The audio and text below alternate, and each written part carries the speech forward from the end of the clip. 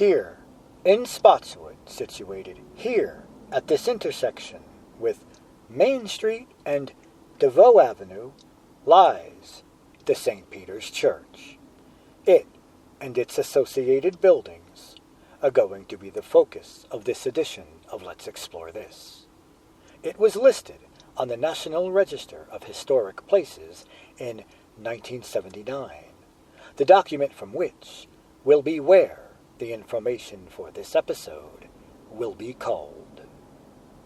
The site of their ancient church is among the most beautiful in the diocese. Bishop Doan's 1847 observation remains apt today. St. Peter's Church occupies 2.5 acres near the center of the borough of Spotswood.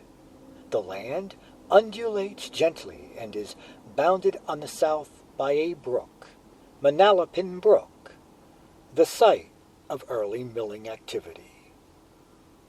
The church, which occupies a small rise on the wooded lot, is surrounded on the north and on the west by the 18th century cemetery, and it commands a view of Main Street through the Lich Gate, which gives access to the property from the northwest.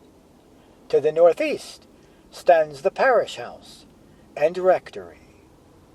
A brick wall follows the Main Street and the DeVoe Avenue boundaries. Now, the St. Peter's Church complex reflects the continuing influence of English religious theory on American Episcopalians, and in particular, its impact on architectural design. Its architect, Frank Wills, was one of the chief proponents in the United States of the tenets of the ecclesiological movement. This movement, it was largely responsible for the development of the early archaeologically correct phase of the mid-19th century Gothic revival. The present church building, it is a fine example of Will's successful adaptation of English church design to wood for his American clientele. And the history of Episcopalianism in the United States, it has been colored by two English developments. The first was the effort beginning in the 18th century to transplant the Anglican faith to the New World. The second, it was the 19th century application of theological doctrine to architecture. Also originating in England, Episcopalianism influenced more than a century of Gothic Episcopal building. Evidence of the first movement is discovered in the early association of St. Peter's Parish with the Society for the Propagation of the Gospel in Foreign Parts, or the SPG, organized in England in 1701. Now, the first Episcopal service recorded here in Spotswood took place in 1727. It was held by Reverend William Skinner, a missionary assigned by the SPG to Perthamboy, then the seat of colonial government in Middlesex County. However, it is likely that services were held much earlier. Reportedly, the Reverend John Talbot, another SPG missionary, wrote this in this letter dated 1705. I have gone the rounds several times from Burlington to Amboy. Reverend Skinner served the Spotswood congregation for 30 years, but not until 1756 did 30 families join together to formally organize a parish. By that date, their numbers had increased sufficiently so that preaching in private homes was no longer convenient. plans for a church had been discussed for several years. You see, in 1758, Reverend Robert McKean was able to describe in a report to the Society for the Propagation of the Gospel a handsome wooden church in a small village called Spotswood. No description of that first building has ever been found. However, in 1761, reportedly, a gallery with seats was added. Why? Because, again, in McKean's words, Spotswood is more flourishing than ever. Beatrice Grace, a historian of St. Peter's, observes that congregations were large because even dissenters attended. So eager were the people to hear the word. It is in the same year that the first entry in the vestry minutes is recorded. Perhaps in recognition of the congregation's growth, the SPG in 1768 donated 2 books, which reportedly the parish still owns. Well, that is, they did in the late 1970s. One was a Bible published in 1767. Yeah, this pic here is of a 1767 Bible. Certainly not the one in question, but possibly similar. The other was a Book of Common Prayer, published in 1764. This pic here is of the title of a 1764 Book of Common Prayer, but again, certainly not the one in question, but possibly similar. In 1773, King George III, through his royal governor William Franklin, granted a charter to St. Peter's. The document, preserved in the diocesan house in Trenton, demands that the parish shall pay annually 1 peppercorn if the same be legally demanded on the feast of St. Peter the Apostle.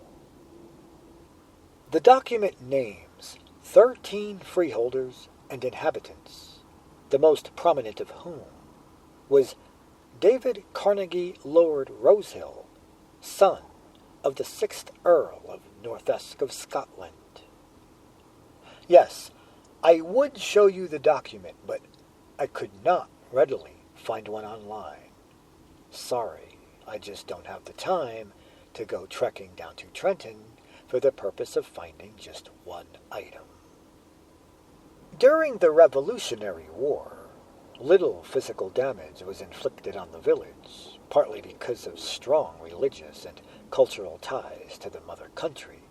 However, Spotswood and surrounding areas harbored a large number of Tory sympathizers. Foremost among them was the pastor of St. Peter's, the Reverend Mr. Ayers. His conduct grew so incendiary, he insisted on praying for the royal family, for which he had often been reviled with the most opprobrious language. I wonder what kind of language that could have been. Regardless, it must have been incendiary enough that St. Peter's Church, it was closed for the duration of the war years. Reverend Ayers' ill fortune seems to have begun an era of intermittent hard times for the parish. In the words of Beatrice Grace, Spotswood had suffered from the effects of the war and inflation, but by the turn of the century, it was showing signs of recovering and becoming once more a thriving little village. None the less, from 1811 until 1823, St. Peter's had no permanent pastor, presumably due to a lack of funds. In 1835, the parish again lost a pastor through its inability to raise the necessary salary, the back payments for which were not made good until 1844, and due to that lack of financial resources, the buildings, they began to fall into disrepair. You see, during those years, age, a lack of maintenance brought about by the congregation, and financial troubles had contributed to the deterioration of the church. It was then nearly 100 years old. This prompted Bishop George Washington Doane to remark of this in his annual address to the convention in 1847. This here is a small and poor but steadfast people sprung from an old church root. The site of their ancient church is among the most beautiful, but it is very old and must be rebuilt. This done, the old root would speedily bud and blossom and bring forth abundantly. So, yes, a new building was then underway. By 1848, the building was too derelict to accommodate services. In August of 1849, plans drawn by Frank Wills for a new building were approved. And how a congregation of such limited means acquired the services of such a prominent architect is uncertain. However, the Spotswood plans may have been one of the poor commissions subsidized by the New York Ecclesiological Society, for which Wills was the first official architect.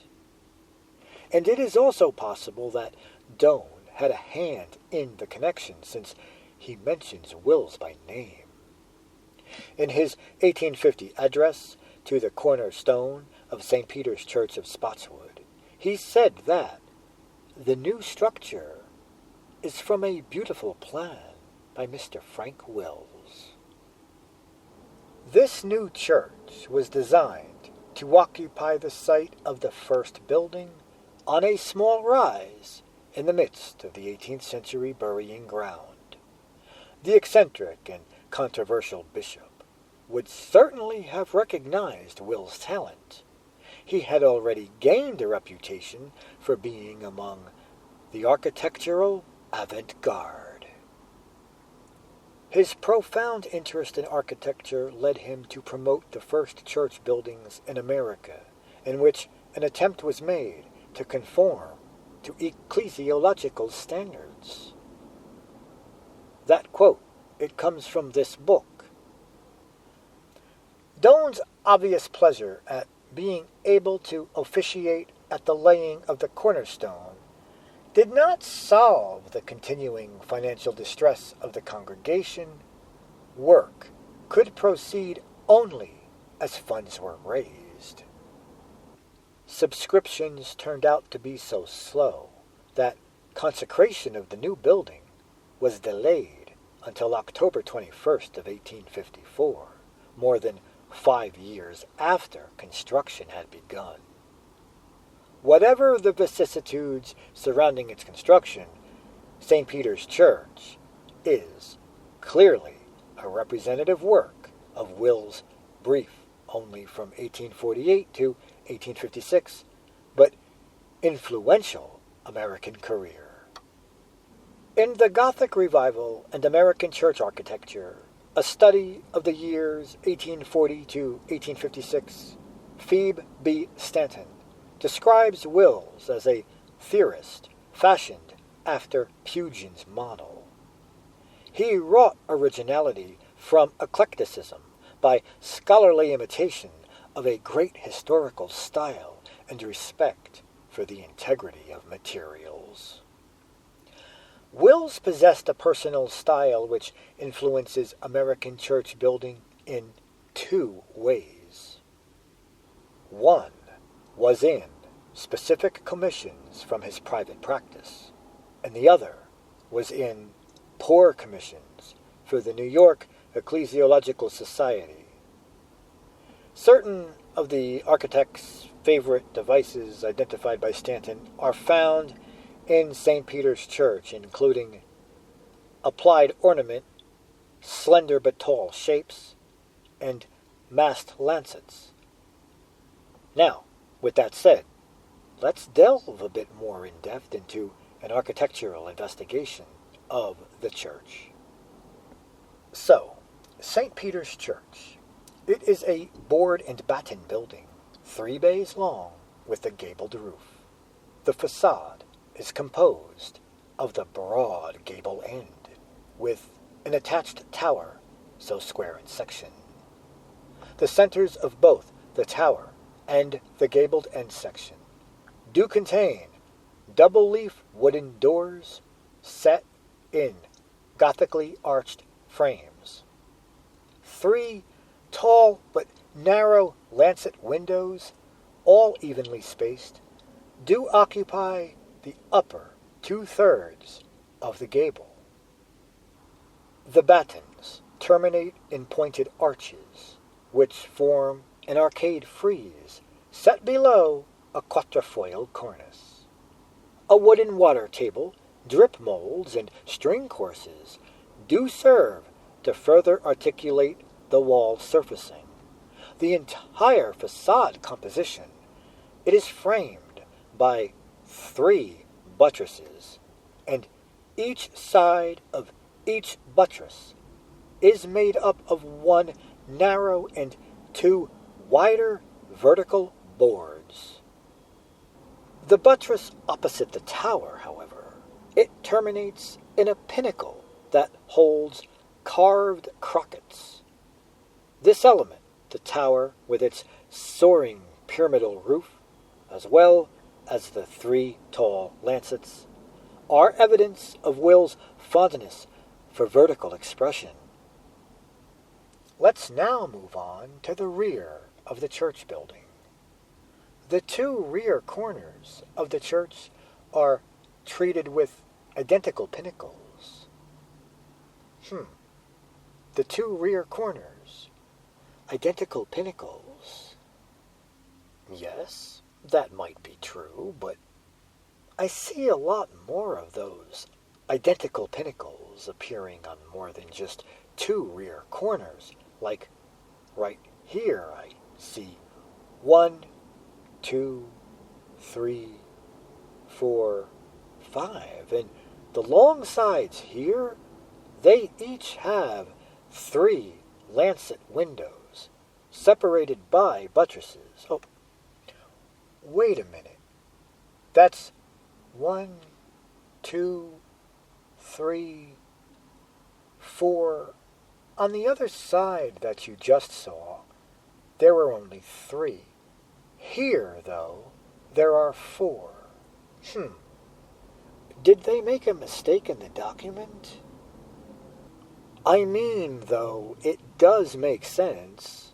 That tower over there, it is situated where that 4th window would be, and that tower was here in the late 1970s. So, yeah, logically, they both have 3. I mean, if one has 4, then it must have 3. So, yeah, it's not a lie, but the chancel and the vestry wings that are attached to the rear, they were added in 1896 and 1908.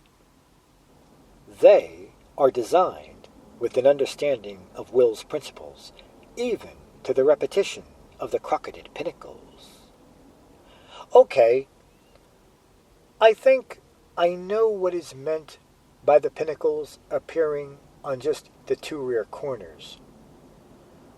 The 2 rear corners, yeah, I think they're talking about this rear end right here. These pinnacles over here, they're attached to the wing. They're referring to the rear of the church itself, as this area right here is an addition. The one on the other rear corner of the church building, though, the decoration on top of that column, something must have happened to it. It's missing. Regardless, though, the overall result is an intricately massed composition punctuated by thrusting vertical members. It in no way wars with the more monumental main elevation. Both the original and the later sections, they have been built over brick foundations. As far as a cellar goes, well, only the chancel has one. Wow, a cellar under the chancel. I wonder what kind of things might lie inside there. Although one 19th century source does mention a brightly colored interior, the walls are now plastered with no decoration. Sorry, the document does not readily mention what source that might be. And the ceiling, it is supported by an exposed wooden truss system. 2 octagonal columns mark the juncture of the sanctuary and the chancel, and I believe that is referring to these. And the sanctuary itself, it is one undivided space with no suggestion of a nave or aisles. Aisles maybe, but no nave. There does seem to be some horizontal emphasis, albeit not very large. Anyway, the stained glass windows. Reportedly, they are memorial gifts that mostly date from the 1920s and 30s. Wills, he united the best of English mid-19th century on the Gothic side with American practicality, claims Stanton. The accuracy of that assertion can be read in St. Peter's, where both plan and ornament are doctrinally correct, but simplified in response to the circumstances of the congregation. Although the Spotswood church here is built of wood, it should not be categorized among the carpenter's Gothic churches designed by Richard Upjohn and others, where Gothic ornament is often employed in a decidedly fanciful manner to produce buildings which are distant from their historical models. St. Peter's, by contrast, is a church which just happens to be built of wood, but one which does express a dignity and a solidity foreign to the vernacularized kind of church one might expect in such a provincial setting. And that does pretty much sum up the church building itself, but what about the other buildings on the site? Well, the other buildings and structures which now comprise the church property are more ordinary in their architectural quality, but still do provide an appropriate setting for Will's church. In 1872, a rectory was built by Samuel Journey. The chief Gothic emblem of this here rectory as an arrangement of 3 steeply pitched gables, 1 large and 2 small, which set the division of the face into 3 bays with a central door. Okay, isn't there something missing there? Aren't there supposed to be, like, decorative ornaments within those gables? Why am I not seeing those? The reason I'm asking is, well, there's this sign here, and here is, I guess, a vintage picture of the rectory. Notice that there are decorations within those gables, even for the one on the side there. Well, looking at the rectory today in 2023, those gables, they just look plain. Have the decorations been removed? The slate-covered roof has been maintained in good condition. The original board and batten fabric is covered with aluminum siding, and the shutters, they are aluminum replacements. Despite these compromises with architectural integrity, the overall configuration of the house does remain clear and strong. The interior, sorry, no photo, but it has a traditional center hall plan and not many features of particular interest. Oh, and behind the rectory, we have a garage. And then a parish house was added in 1888 by architect C.K. Purcell. The style is standard boarded bath and Gothic, similar to buildings designed 40 years earlier. The original section of the parish house, it is a rectangular structure, 3 bays long and 3 bays wide. The entrance, set under a bracketed over door, can be found in the gable end, which does face the street. The original board and batten fabric is still in good condition, and some of the original window glass, supposedly frosted with a star and octagon pattern, does still exist. Well, that I do not see. This glass kind of looks new, not sure if it is, but it looks neither frosted nor as if it holds a star and octagon pattern. None of that appears here. What about the front? Yeah, there's that. And up above, there's that. It looks a bit more frosted, albeit slightly.